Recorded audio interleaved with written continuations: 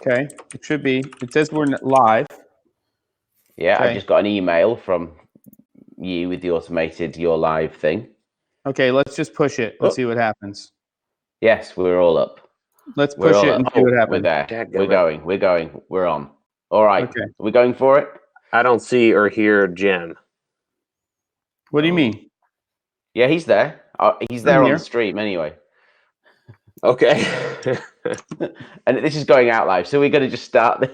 Yeah, yeah. And yeah, go ahead. Figure this out as we go. All right. So, good evening. Welcome, one and all.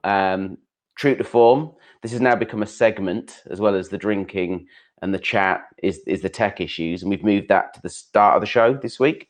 Just trialing it, seeing how it works there. Boys, how are we? Well, Jem, explain where are we? What's going on with this tonight?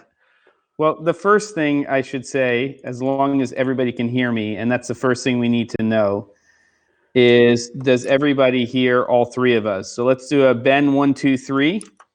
Hello. Let's do a Caleb 1, 2, 3. I don't think Caleb can hear me. Oh my gosh. And what is happening? Okay, does everybody hear all of us? Oh no. Can you hear me? I can hear. So I guess Caleb can hear me, but not Jem. Is that right? That's right. I hear you and see you perfectly. I can't see Jem or hear him. Caleb, I've tried to listen to him on the stream. Then tell that's Caleb just breaking to my head, and it's delayed. Caleb, Jem says log out and log in again. Okay, here we go. Because he's not talking to you. He doesn't like you anymore. He won't talk to you directly. It'll have to be done through me. It's amazing. Well, let's say hi to everybody. Start doing some shout outs. Yeah, evening all. We've got a lot of the regulars in. Jago 360 Grad, Lakeshore Studio, Desmond McNamara, Donald Taylor, David Carroll. Evening to you all. Caleb. And well done jumping over from the other stream, everybody, and navigating your way over here after that initial little problem. So thank you for that. And apologies once again. But as I say, it's become very much a regular and I think much loved part of the show. Yeah. Okay. So Caleb, are you back with us? Can you hear us all now? I can. You're terribly delayed visually, but audio, it's all there. So we're good to go. That's probably just my tiredness thing. That's probably not a tech thing. That's just me today. Yeah. One of those days, boys and girls. One of those days. All right. Okay. Well, let's now get on with things properly, shall we? Now we've got that little bit out of the way. So, yeah. Caleb, how are you? What are you up to? Oh, good. Just trying to make videos on the internet. And not in that way, 360 Grad. Calm down. How about you guys? Well, let me chime in for a second here because if you look at Ben, he looks lovely. He's a handsome fellow, but he looks maybe a little bit tired. The eyes are drooping a little. Ben has actually been on the way home for the last 42 hours. Now, if you understand how small, Europe is in terms of getting from one place to another, 42 hours, he could basically fly around the world, twice in that time? Yeah. This was to get less than 1,000 miles. Yeah. Yeah. So needless to say, he's just made it home, and he's the host of the show. Today, we're going to do it a little bit differently. Besides ragging on Lightstream just a little bit, which I just did, we are going to keep this show a little bit shorter. We're probably going to go for a total of about 45 minutes. And we're going to talk for 15, 20. We're going to be checking the chat. And then we want everybody to start chiming in with sort of their viewpoints on things. And then also any generalized tech questions you have about, your equipment and things like that. So that's what I got, and I hand it over to one of you gentlemen, so we can start drinking. I was going to say let's get on with that bit at least, and we can all start calming down. So who are we going to go with first this week? Let's start with Jem this week. What have you got? I'm doing a repeat performance this week. Mhm.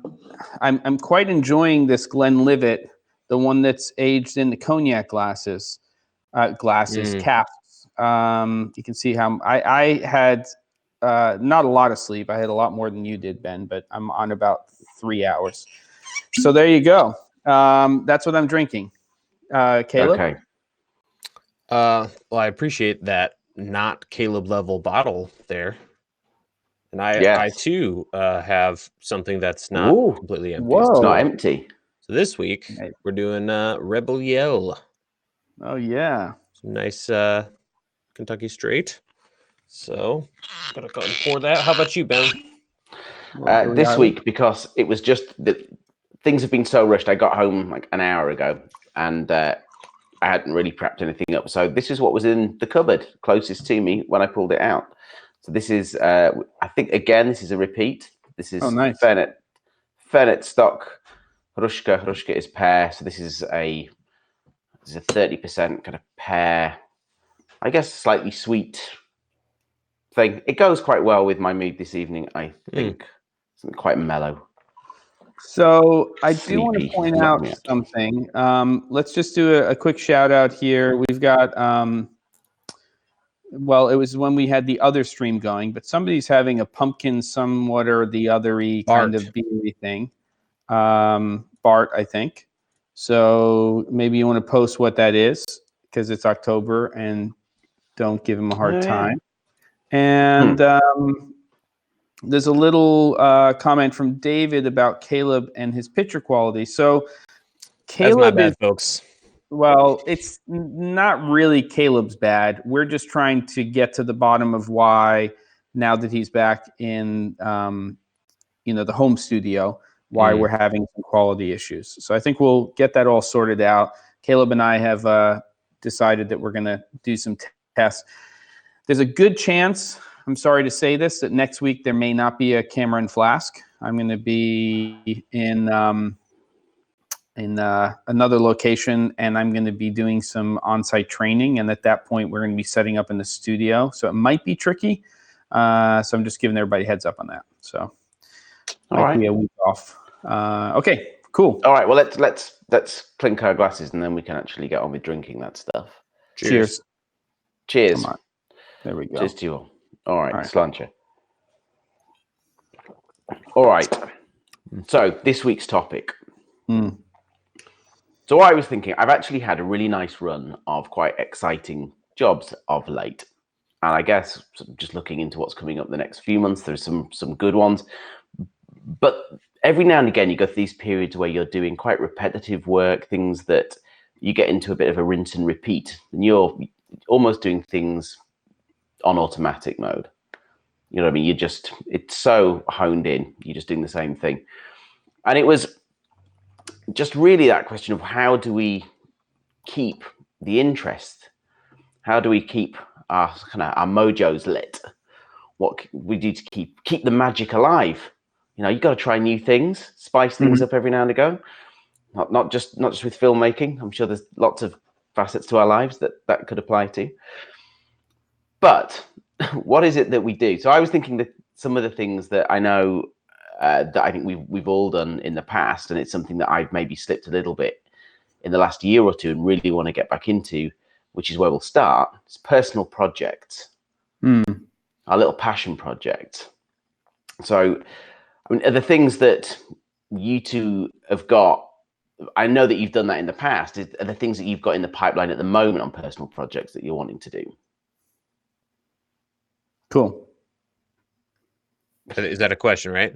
That was a question. Yeah, sorry. My speech is probably quite silly. I was like, have you got anything in the pipeline right now? Is that something that, or things that you're thinking about? Yeah. I'll say that I run the channel. That's a little different than doing production, but it's also production. And I've for a long time wanted to start another channel and not tell anyone about it. Just kind of like do whatever I want to do over there. You know, do some DIY, just something completely not video production related. film it with my iPhone, maybe like completely disconnect from the production Caleb side, and just talk about stuff I'm interested in. Okay, that's interesting. Very interesting. I'm intrigued to see what you're going to come up with that DIY. I'm really into making stuff DIY. Jem and I were talking about soldering. I love soldering things. Yeah, 3D printing. Sorry, what's that? Whatever. Soldering. Soldering. Right. That's I'm Chicago, so soldering. No, most people say solder in the States. Yeah. Solder is not the pronunciation or the pronunciation. I'm very proud of myself. I actually I soldered this microphone, the other side of it. It's a ECM88 that I bought used, and I clipped it, and I bought the connector for a Sony UWP system, and that's the mic that I'm using right now. But if you could see inside what I did, it's a good solder in terms of the connection, but it's not neat. Yeah, it's not neat. It's okay. It's messy. So yeah, I think my skills on that front have seriously waned. I used to be at university. We had to solder like Limo plugs and all that kind of really small, tiny little connections on. I got quite good at it for a while, but I think that's one of those things you need to keep on top of. It'll come back. That's interesting in terms of doing something completely different and something that it sounds like that you're not going to put huge production into it. You just crack on and make some content in an entirely different sphere. Right. I was wondering if with you and what you do, because you're slightly different to, I suppose, to Gemini, in that most of what you're doing is the content for your channel. And I was wondering if for you, doing sort of personal projects, whether that was mini docs or something that's not related to the actual gear itself, but using the gear and all the stuff you talk about on the channel was something that you did or thought about doing. Yeah, I would love to do that. I just think it's an interesting topic because I feel, for me, it's just, I feel kind of burnt on gear and filmmaking in general. Like, I just want to do something completely different. And that for me kind of refreshes me. Yeah. So, but I'd love to do that, but in a way it's almost like more work, even though it's outside of what I do day to day. So it's interesting, but I would love to do that as well. Interesting. Cool. Because that's kind of the topic, right? Is like whatever works for each person individually. I know a lot of guys it's passion projects, and I can totally understand back when I did regular production, when you're doing corporate work, and it's the same like you were talking about, just like, or even worse, like seminar long form stuff. You're dying to get out and do something. I think I'm fortunate and blessed in that I can kind of make up whatever I want to do for the channel within reason. Yeah. So that kind of satisfies that to an extent. But I definitely get sick of filming myself. Like anytime anyone else gets in front of the camera and I'm able to get behind the camera, that's amazing. Interesting.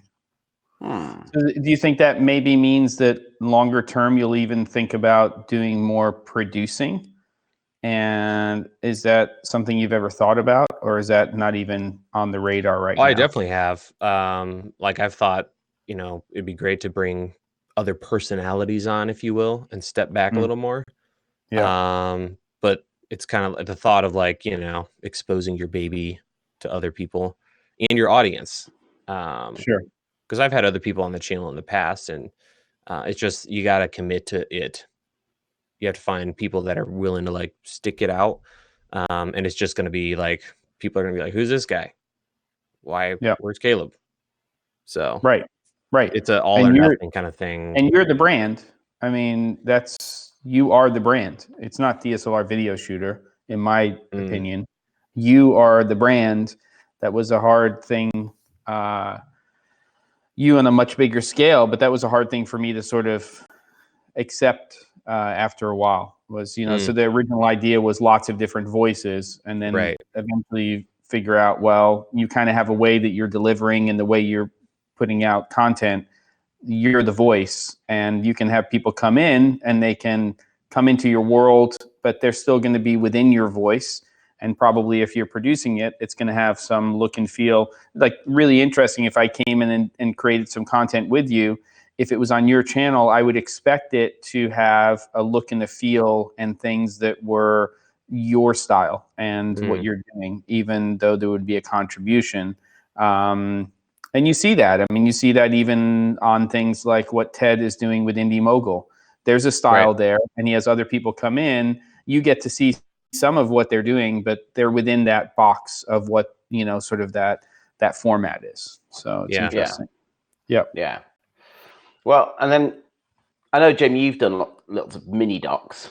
You've made some really nice bits and pieces that you've done. They've been related to what you're doing, but I guess there's something different, and that they're something that's more creative, maybe.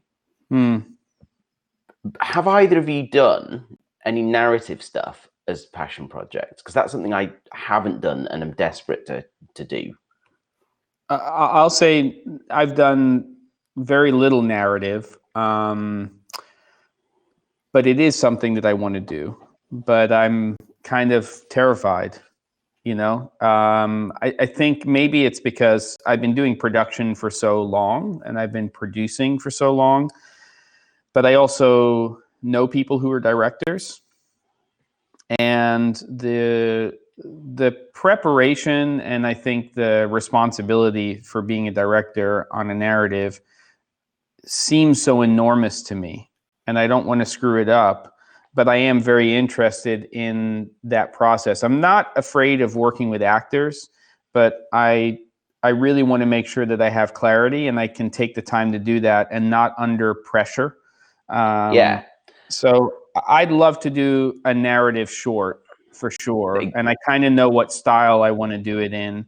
You know, I'd like it to have more of the feel of something like The Wrestler or the original. It doesn't have to be a sports movie, but just so that feeling, the original Rocky movie. I want it to be sort of steeped in reality, and I love sci-fi and fantasy and all that stuff, but I want it to be very character driven. But I don't know if that's something that's going to happen even next year. So here's the thing, right? So that takes an awful lot of planning and getting a lot of people involved. And I think that's in my case, that I have a friend who's written a couple of amazing scripts, and I want to get that together, but it's really hard. So here's an idea. What about the film marathon competitions? So film marathon competitions, for those of you that have never done one, I have done one, and it was amazing. It was really good. So you get a set amount of time to, and there's different rules for different competitions, but generally it's that you get 72 hours to make a film. You have all the production, the post-production, all has to be done within that time. And then generally they're screened more or less straight after the deadline, and then prizes awarded and what have you. Have either of you done that? And would you be up for doing it? I think that's something the three of us should do. We should find one that we can all get to one year. Yeah, the three of us should do that. I personally have never felt an attraction to do the 48-hour film contest thing. I think I would have fun doing it, and I think it would stretch some muscles and things like that I'm not on a regular basis. But it's not something that I seek out. There's so many other things that I want to do creatively, and that's not the target, you know. Yeah. And David, I did just see the latest episode with Tim, who I know from Quasar on the RGB lights. That was pretty interesting on Indie Mogul. So, yeah, I mean, it's a great question. I mean, I want to do more things that are creative. It's finding that time. I also want to get to Poland one of these years, you know, in November. Huh? So I was going to talk about that as well. So that's something that I find has a really a really sort of inspirational week, because not only is it that you actually watch an insane amount of content, you're not watching it with the same audience that you'd normally watch it. You're not going to the cinema and watching it with friends, family, like you would normally, because the festival we're talking about is the Camera Image Festival, which is a cinematography festival, which happens in Poland every November. And so you're going and watching films with people who shoot films. So the conversations that happen around those viewings are completely different to the way you normally watch films. You're picking things apart and watching it from a different perspective. You're also mingling with a lot of these incredibly creative people that you don't normally get to hang out with. So that's great. It's really good for contacts. So I tend to come away from that. Now, there's two things that can happen. One is that you come away feeling incredibly enthusiastic and inspired by this amazing content you've watched, the amazing people you've been around, all this creativity, and you can take that away, and that lasts a good few months. And some years I get that, and very occasionally it has the opposite effect, because I go, that's all amazing. I've got some corporate interviews to do next week, and I'm just not really worthy of hanging out with these guys. Now, there's a little bit of that imposter syndrome that you get. Yeah. But that's just my weird personality, I think. If you go into that thing with the right attitude, and I've got work, I've made some amazing friends from that thing. I've picked up jobs from that festival. I'm sure there's other things around, but I think Camera Image is a really good festival to go and see. It's changing this year. It's been in Big Gosh for the last, I think, 5 or 6 years. And it's moving to a town called It's moving to a town called Turun, which is quite close by. I have been there once before. It's a really pretty town, and it's a big booze up as well. It's very much a social event. So it's well worth going at least once. So have a look on the website and see. I don't think that's you uniquely, by the way, Ben. I think creative people in general, when they're surrounded by other creative people, except for, of course, exceptions, are always feeling like a little bit like they're an imposter. It took me a long time to feel comfortable as an educator walking into a room. I'm now in my later 40s, but when I first started doing this, I was in my 20s, and I would walk into a room and there'd be people in 30s, 40s, 50s, and I'm like thinking to myself, why am I the person standing up here teaching people about something? And I think that carries through sometimes to what we do, because we all have our lanes. There was this really odd comment recently, Caleb, that it was almost a challenge about your work, and I posted something. It was on the channel, and I was like, "What are you talking about?" Caleb's started his career doing corporate and production, and if you don't think what he's doing on a weekly basis on his channel is production, then I don't know what is. And there's these weird perceptions that are out there. That if you're not making films, narrative films, then you're not a filmmaker, or you're not somebody who's doing real production. And I totally disagree with that. I think that if you are creating good to high quality content on a consistent basis, and it's getting better and better in terms of the content itself and also the production value, you're absolutely doing production. And you're probably doing it, I'm not talking about you, Caleb, I'm talking about people in general, doing it more than other people are doing it, if you're doing it consistently. And so you have to know that we all have our own lanes, and you want to move off and go into other lanes at times to keep the creative juices flowing.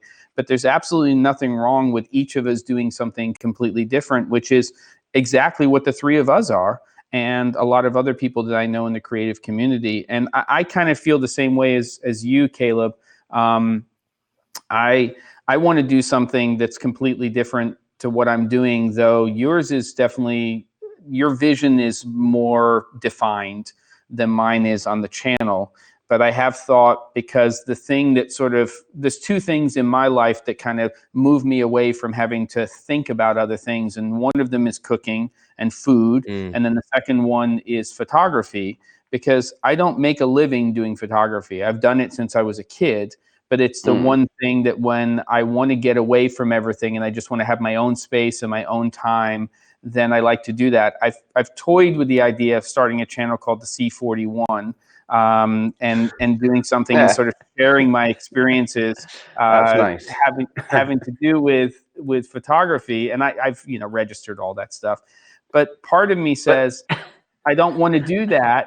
Well, I know you're going to chime in, but I don't want to do that because then it's going to take away from what that activity gives me, which is sort of it invigorates me in other ways creatively. Yeah. And now I don't want to just do the same thing with what I do with video production with photography. So what were you going to say, Ben? Just that's yet another reference you're going to have to explain to everybody. The C41.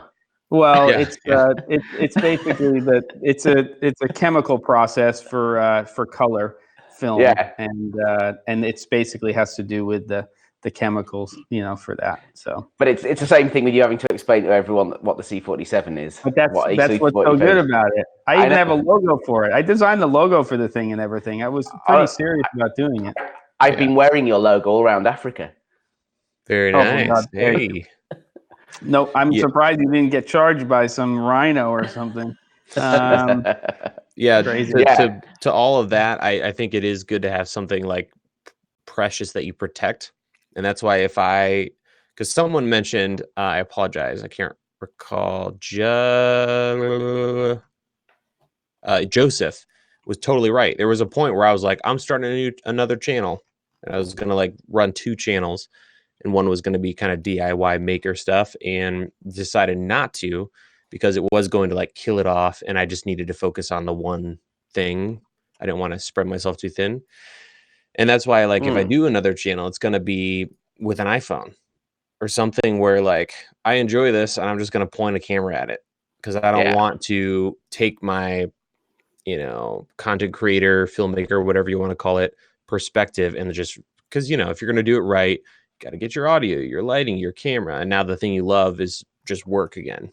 Right. Yeah. And to speak to the whole work, I get that comment all the time. Where's your actual work? And back when I did production, it was for other production companies or for other producers, so I can never really show it. You know what I mean? You've had that kind of stuff where you all the time. You can some of it you can show, some of you can't. And I think it's really important, and it's becoming easier. 5-10 years ago, it was murder, and I never called myself a filmmaker. And in a way, I feel weird even thinking about calling myself that, because I don't make films. I'm not, God bless the guy, but Casey Neistat, I don't make films, but it's just, it is what it is. I make videos and I put them on YouTube. I like to think they're a little higher quality than the average YouTube video. And you just got to kind of this is what you do. There's nothing wrong with, making something that isn't a narrative film, unless you're trying to, call yourself the next, if you're associating yourself as somebody who's in a certain type of production. But if you're pretending that what you're doing is something other than it is, then I think that people have the right to say and call you out on saying, well, you're saying you're a filmmaker in the traditional sense. Right. Narrative director or something, where you're reaching out there.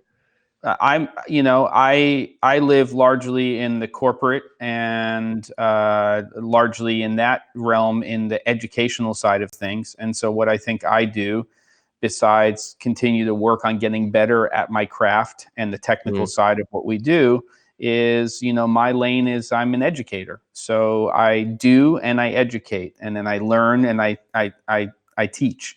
And so all of those things are the things that keep me going as a person. They're the things that keep me excited about things.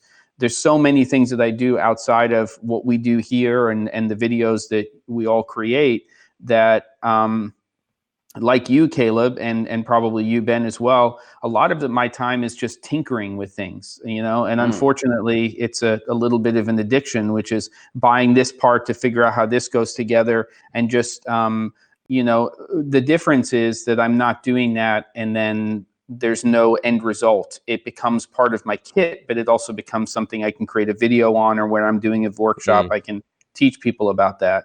But I do feel that we all get burned out at times.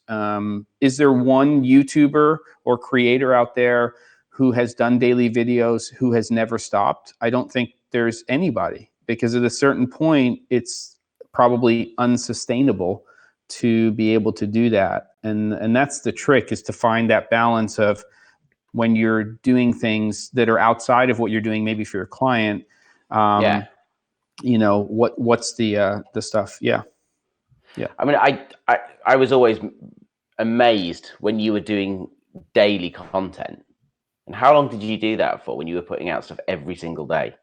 Well, it was 5 days a week, and it was technically for over 3 years. But I would say that if you took it down to actual time, it was probably 2.5 years.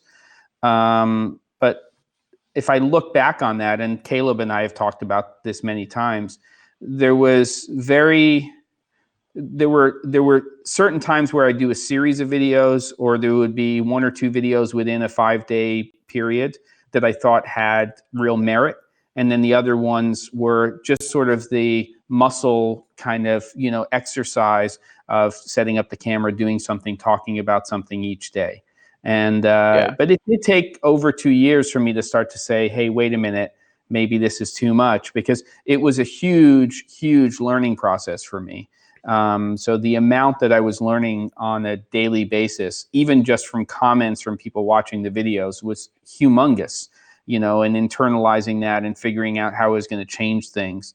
I think that we all share, for the most part, even though we pretend on the show that we're relatively half full as opposed to half empty people. I don't know, Ben. No, I'm just kidding. Not when you've been awake for 42 hours. I'm a miserable son tonight. but that would, you know, I think that the viewpoint is like, instead of taking what people say in the comments are the things that can really get to you. They obviously eat celebrities alive. But, you know, when we're creating things and you get a comment, you can either take that comment very personally, or you can look at it and say, that wasn't presented the right way, but is there any truth to what that comment is? And when it comes to creating content, I take that seriously, because if I see truth in it, then instead of replying or it becoming a big back and forth, I just figure out what was it about that was true that I could then learn more about and create better content, you know, or fix that. So, yeah. Yeah. Okay. Interesting. Do you guys do other things besides, I mean, I like the idea of what else are you doing to get your creative juices going, but like for you, Ben, because you haven't said much about what you do, what are the things that you like to do outside of your, you know, your work that keep you going creatively? Well, I think part of it is varying the work and trying to put as much creativity into jobs that maybe don't necessarily look like there's that much scope to do that with, if that makes sense. Yeah. So I think often when I'm getting approached by a client and they've got an idea of what they want, and it's often something quite corporate and dull, and often with a bit of persuasion, you can actually talk them into doing something quite exciting, something quite interesting that's going to work better for them. It means we're going to have fun doing it. And it's a bit of a win-win all around. So I try to do that and I guess succeed to a large degree with that for a lot of jobs. Working with people that are do things in a different way. I really enjoy working with Jago, who's on tonight.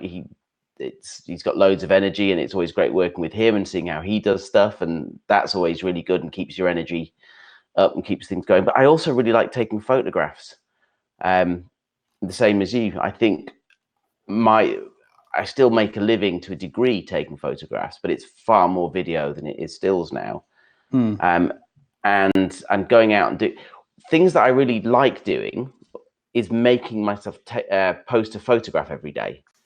And again, like you were talking about with doing content every day, and doing a still is a lot less work, but it's still, there's a certain point at which then I've run out of stuff to do around the house. The weather's been terrible for a few days, and then a job comes in and then it gets left behind. But I've done it a few years where I've started 1st of January, And I normally get to about April before I then just busy work schedule gets in the way and I lose it. But it's lovely because it really forces you to go try and do something interesting. And if you put it on Instagram, and my Instagram I don't like having anything on it that doesn't really stand up. I like that to be kind of like a perfect showcase of my best stuff. Yeah. So it's really good. And if I force myself to put something on it every day, which I'm not doing right now, but I must again, that's got to, when I flick through that and it's the small thumbnails, that's all got to look great. That's all got to be a wow. So that's really good because it forces you to go like, what can you do? And then you get really creative with your composition. And if I'm just going out from here, say for walks in the winter, and you're really struggling to find things, and you start seeing frames and things, you start being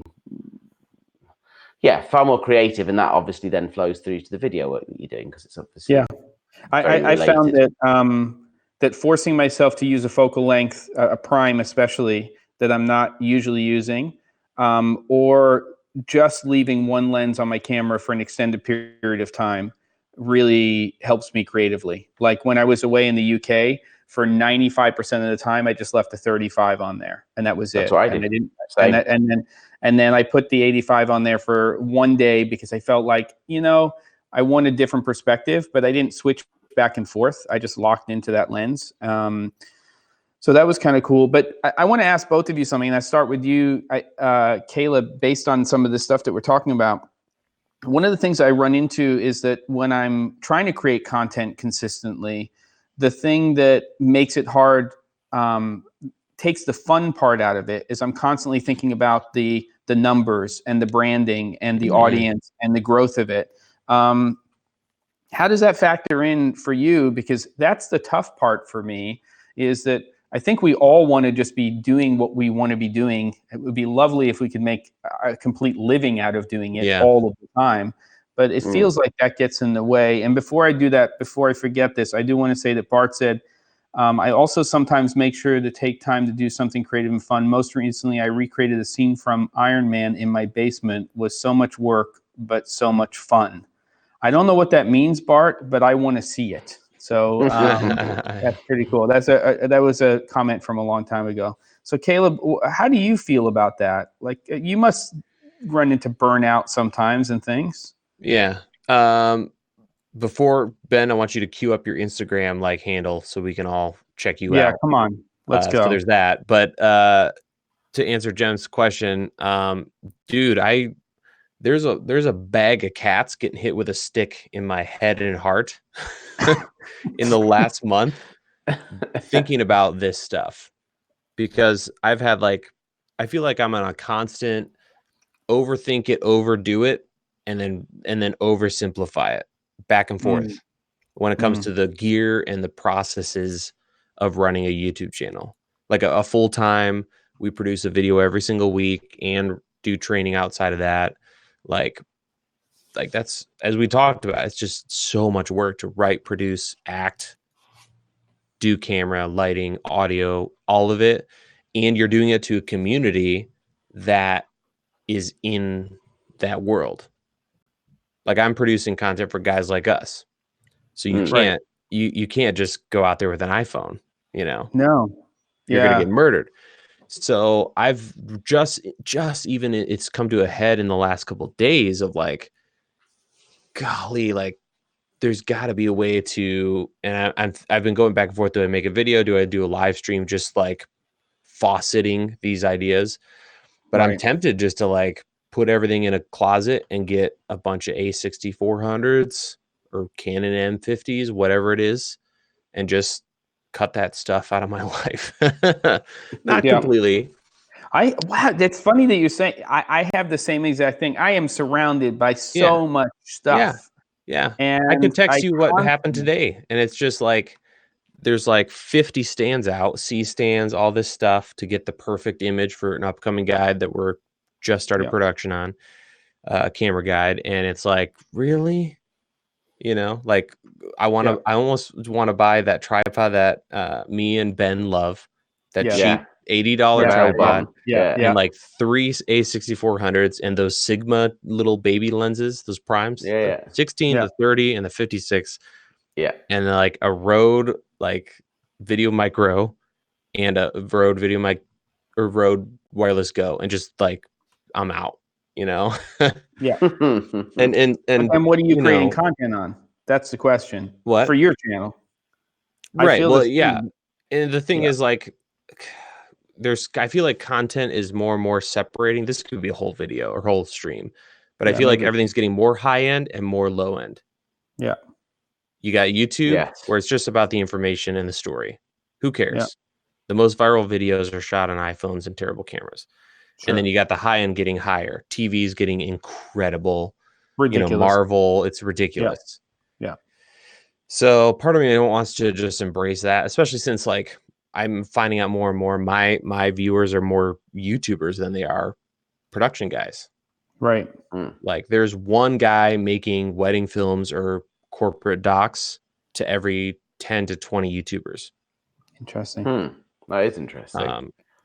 So anyway, I don't know. There's a lot going on mentally there. And like just one thing I'll add before I hand it back over is another thing we haven't talked about, we could talk about it later, is I feel our industry, unless you're in film, is becoming more isolated. Everything's going in-house, which we've done a whole episode on. So unless you're out there doing Netflix, you know, big production stuff, I feel more and more we're becoming isolated. As a YouTuber, it's insanely lonely. It's just you. I can't imagine how you do that. It would. That is this, and this whole thing that and again, this kind of motivated and keeping things interesting, and how you. I think the best and worst things about what I do is the travel. It is the best thing and the worst thing.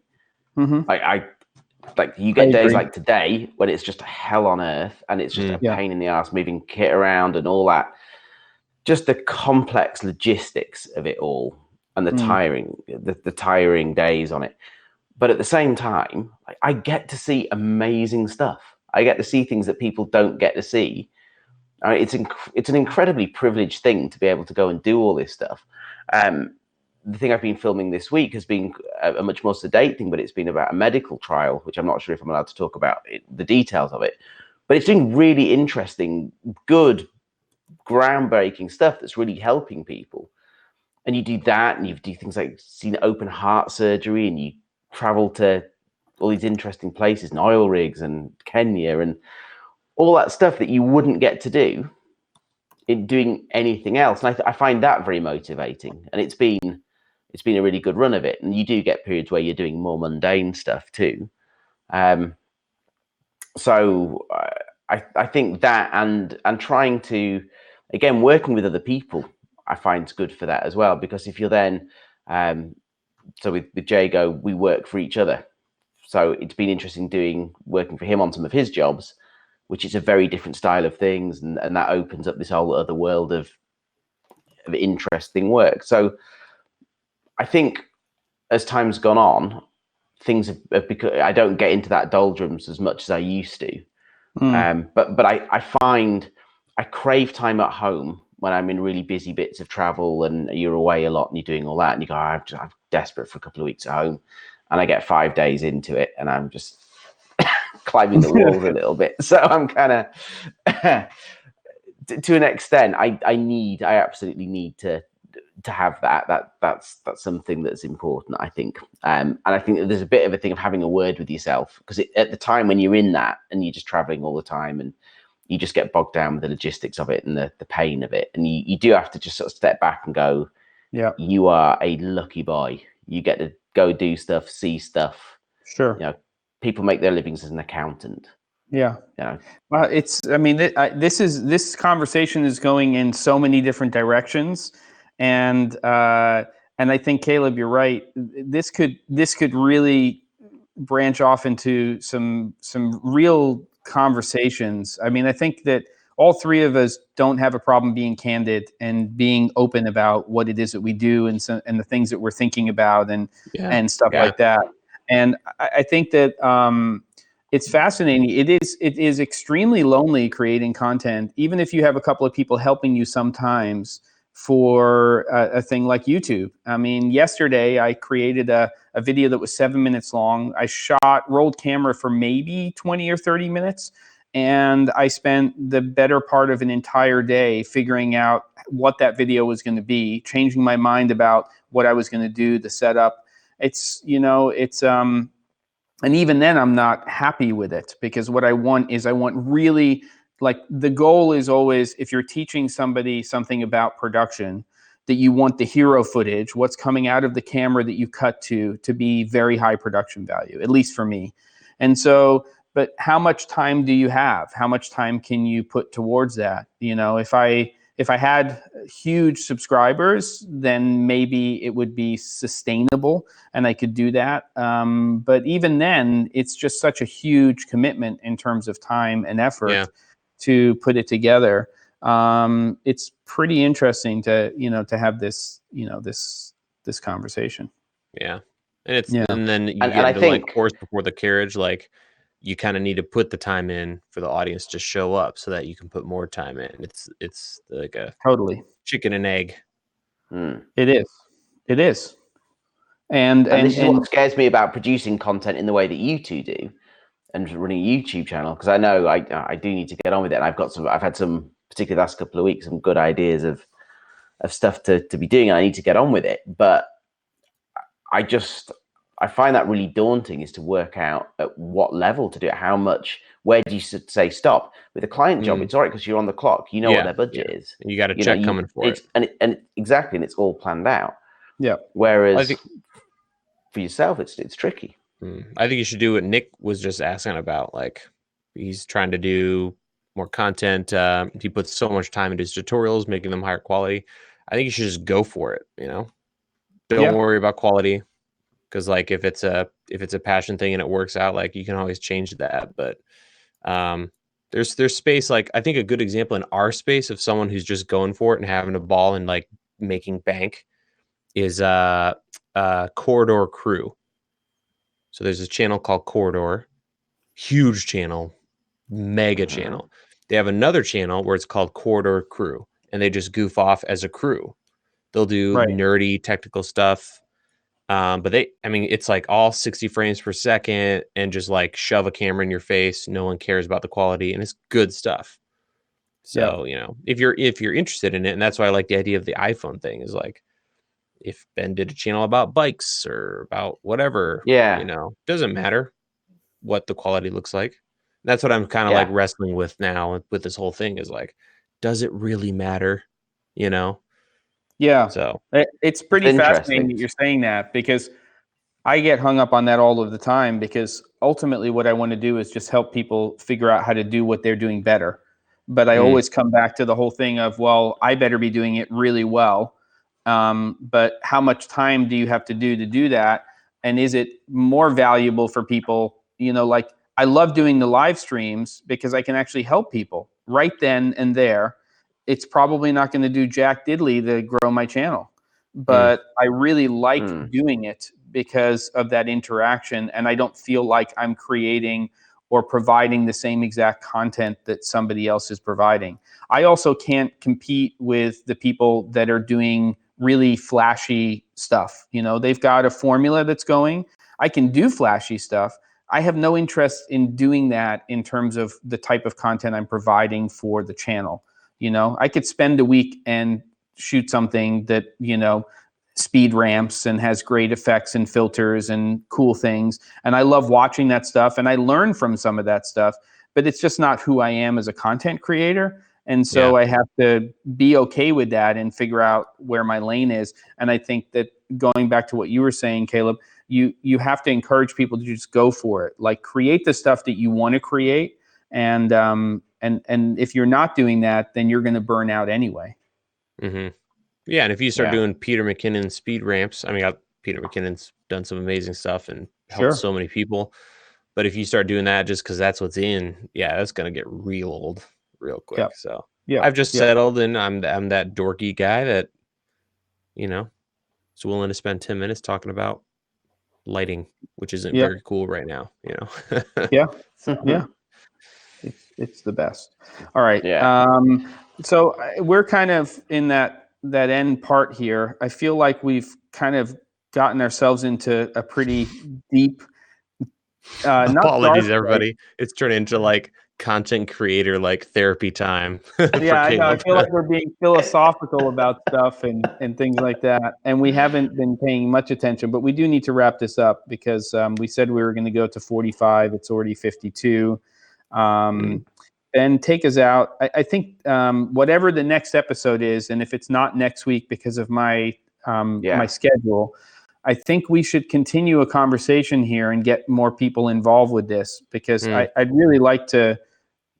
I'd like you to host this, Caleb, but I'd really like to talk more about the figuring out where things are going and more of us just talking out loud about our process for where we think we're going next with, you know, creating content and things. Just do like an open mic, you know, I don't know,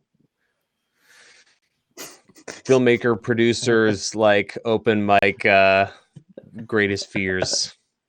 I don't know. Yeah, I think hang we out, should ask for help. And we should get a guest who could then just figure out all our problems. Well, Sam's trying to budget a massage into his rate after a big shoot, so that's what he's doing. Yeah, that's a solid, good suggestion. I'm just going through some of the comments, and there's quite a lot of people saying similar things. Quite a lot of people doing the 48-hour, 72-hour film marathons and finding that those sort of push people out of their comfort zones a bit. There's a couple of other good ones. Teaching children, seeing your profession through a child's eye can feed a lot of energy into your work. I haven't done that for ages, but I did do a bit of it, and I had the exact same experience with it. That was really good.